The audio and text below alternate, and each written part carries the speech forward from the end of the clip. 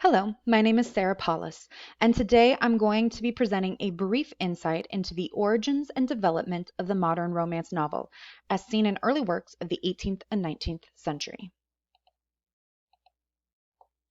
$1.44 billion. This is how much the romance book industry generated in 2019. It is the best-selling genre of all books, making more than mystery, science fiction, and even biographies.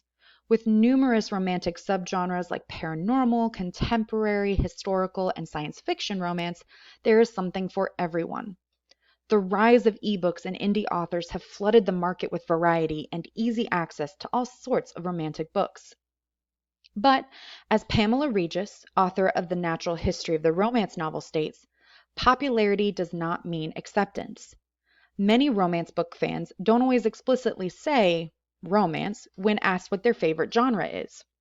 Too often, readers are belittled for their love of this genre. Authors of amazing and groundbreaking romance novels are still left off certain recommendation lists and major awards. Despite exclusion, the romance book's popularity continues to grow, especially in women, with 82% of readers being female. But what makes a romance novel? In terms of what is necessary to be considered part of the romance genre, two things are needed. One, the main plot centers around the developing romance between two characters. Subplots can and are added, but the focus is on that developing love. Two, as stated by the Romance Writers of America, a romance book needs an emotionally satisfying and optimistic ending. Though there are some exceptions to this need, the majority of romance books end with the proverbial happily ever after. A quote from Judith McNaught summed it up best. A romance novel should leave readers joyous. My books all have happy endings. But where did the concept of a novel focused on romance come from? Unlike some of its counterparts, romance novels are not nearly as old. The first novel in this genre was written in England during the 18th century. Creation of these books can be attributed to the changing values seen in English society. Regis's work, A Natural History of the Romance novel, lists three social trends due to this change of values that plays out as conflict on the pages of the early romance novel. First is effective individualism, a term coined by social historian Lawrence Stone. This was used to describe the shift seen in social relationships in the late 17th and early 18th century. There was a visible increase in feelings and emotions in family relationships, and a major focus on individual fulfillment. Placing a focus on individual fulfillment above things such as societal expectations is what many today would call freedom. Romance novels, both past and present, typically involve some form of conflict resulting in freedom, be it physical or emotional. A second social trend seen in these early novels is companionate marriage. Marriage has, for centuries, been simultaneously the lot and the goal of most women. In the past, marriage was used for things such as a way to ensure males had heirs or to form alliances between groups and families. With the rise of individualism and freedom came the concept of marriage ensuring mutual comfort and support, including love between spouses. Love eventually became the primary reason for marriage, especially by the time the romance novel rose to prominence. The final social trend seen in these early novels dealt with English law. Rights of wives under English law were lacking. Widows and single women had the same property rights as men, but married women had no legal rights to their property. Anything a woman had, land, business, dowry, etc., all became the husband's property when married. Choosing a husband, the entire courtship process, was one of the most crucial decisions in a woman's life. The challenges in courtship, like settling conflicting values as well as issues with societal expectations, is played out in many early English romance novels. Taking these changing values and the three social trends, the romance novel as we know it began to form. Early works reflected all of these changes and trends Regis discussed in her novel. Three books exemplify these changes in the context of a novel centered around a developing romance.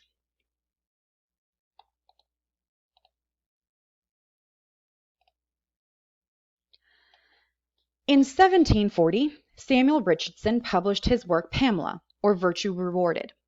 Richardson's novel is considered the first modern romance novel and became a huge hit. The book focused on a lady's maid, Pamela Andrews, and the master she works for, Mr. B. Unlike Richardson's past written works, he chose to focus on one single action: courtship. It was this singular work that Richardson would be known for. The popularity it garnered created merchandise, unauthorized sequels, fervent supporters called Pamelists, and critics called anti-Pamelists. The novel itself demonstrates the struggles faced by both Pamela and Mr. B, especially the wealth and status gap. Pamela was working to create a dowry to attract a man equal to her status, while Mr. B was expected to marry a woman his equal who would bring in a large sum. The entirety of the novel is filled with conflict, such as Pamela's struggle to preserve her innocence against Mr. B, who on multiple occasions tried to take it. At one point in the book, she is physically imprisoned by Mr. B, and Pamela struggles to leave the estate. These conflicts exemplified the concept of effective individualism. Pamela is seen fighting to maintain her independence under a man who, for a portion of the book, tried to crush it. The novel concludes in a happy manner.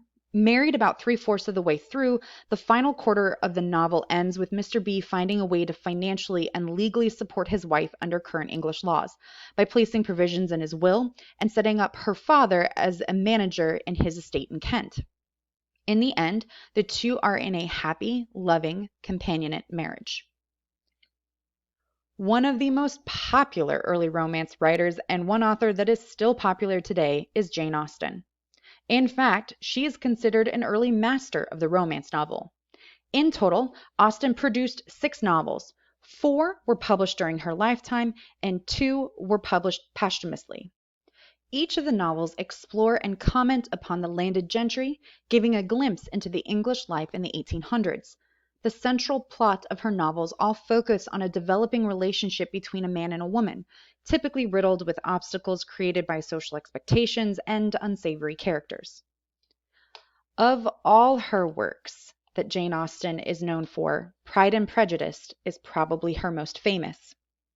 Its popularity has resulted in movies, TV shows, merchandise, and ardent fans. It is still one of the first books listed when someone searches for the #1 romance book. The 3 social trends are obviously evident in Pride and Prejudice. The novel focuses on the developing relationship between Elizabeth Bennet and the rich Mr. Darcy. A social standing gap is one obvious struggle the couple faces throughout the novel. Elizabeth is a unique individual woman, one who does not mind stating her opinion, even when it may go against what is expected of her. Her determination in keeping her freedom and expressing her individuality is seen numerous times, but one of the most obvious is her refusal to marry Mr. Collins, her cousin who will inherit her father's estate. As her father has no male heirs, Mr. Collins, as the closest living male heir, would inherit the Bennet estate according to English law. Marriage and male heirs for the Bennet sisters would change this, but only one sister at the time had a possible match. The story is plagued with numerous conflicts, keeping a chasm between the 2 main characters. But the shift to placing them together is seen when Mr. Darcy does all he can to save the reputation of Elizabeth's sister Lydia, when Lydia runs off with a less than respectable man. Mr. Darcy's rescue of this reputation is against what English society and even law would expect, but it earns the favor of Elizabeth. The story ends with a marriage of love and companionship.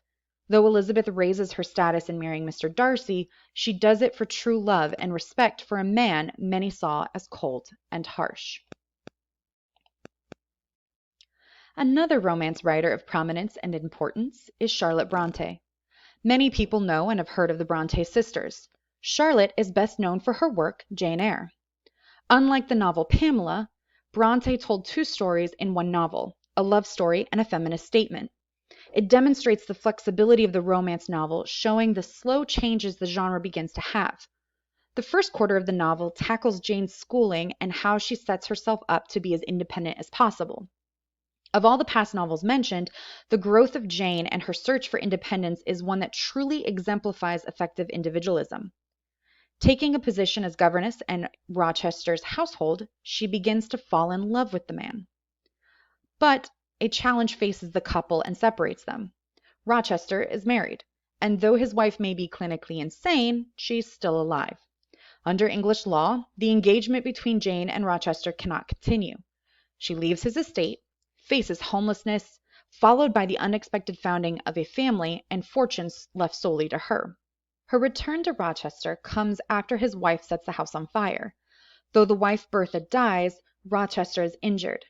Jane returns to care for her former employer.